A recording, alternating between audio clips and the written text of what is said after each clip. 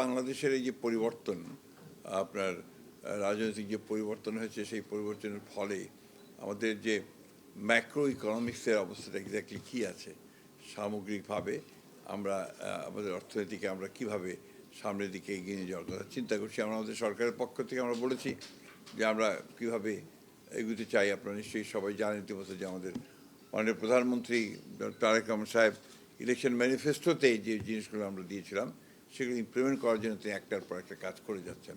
ইতিমধ্যে আপনারা দেখেছেন যে ফ্যামিলি কার্ড, আমাদের যে কৃষক কার্ড, খাল খনন কর্মসূচি, এই বিষয়গুলো কিন্তু আপনার যথেষ্ট জনগণের মধ্যে এটা একটা আশার সঞ্চার করেছে।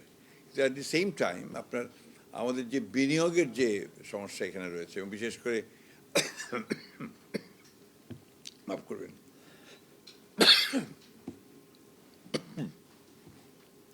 এই বিনিয়োগের ব্যাপারে সবচেয়ে বড় যে বাধাটা হয়ে দাঁড়িয়েছে তাদের মতে, তারা বলছেন যে এখানে আমাদের যে এজেন্সিগুলো আছে, সরকারের এজেন্সিগুলো যেগুলো আছে, সেই এজেন্সিগুলো খুব স্লো, ধীর গতিতে চলে।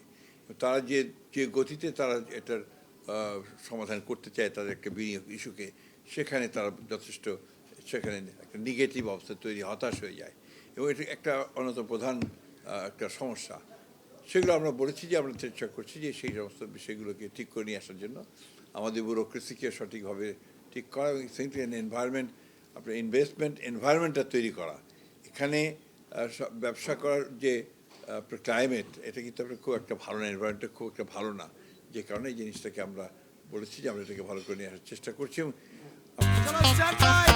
সরি সরি সরি লাইফে কখন কি হয় গ্যারান্টি আছে? তাই ইন্স্যুরেন্স করুন সিটি ব্যাংকে, কারণ ইন্স্যুরেন্স করলে সিটিতে সুরক্ষা পাবেন নিশ্চিন্তে। আমাদের প্রধানমন্ত্রী এই বিষয়ে অত্যন্ত আগ্রহী।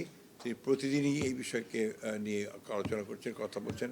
প্রত্যেকটা মন্ত্রণালয়কে তিনি অতি দ্রুত আপনার চেষ্টা করছেন যে প্রত্যেকটা কাজের জন্য, বিশেষ করে আমাদের সবচেয়ে বড় সমস্যা হয়েছে আপনার এনার্জি সেক্টরে। এনার্জি সেক্টরে আপনারা সবাই জানেন যে আমরা রিনিউয়েবল এনার্জির দিকে আমরা যাওয়ার চেষ্টা করছি। আমরা আপনার সোলার এনার্জির দিকে আমরা যাওয়ার চেষ্টা করছি, এবং একই সঙ্গে অনশোর এবং অফশোর যে এক্সপ্লোরেশন, আপনার গ্যাস এবং তেল উত্তোলন করবার যে কাজগুলো, সেগুলো আমরা শুরু করেছি ইতিমধ্যে। 3 মাস পরের মধ্যেই আমরা সেটাতে আপনার টেন্ডারে যাব বলে আমরা আশা করছি।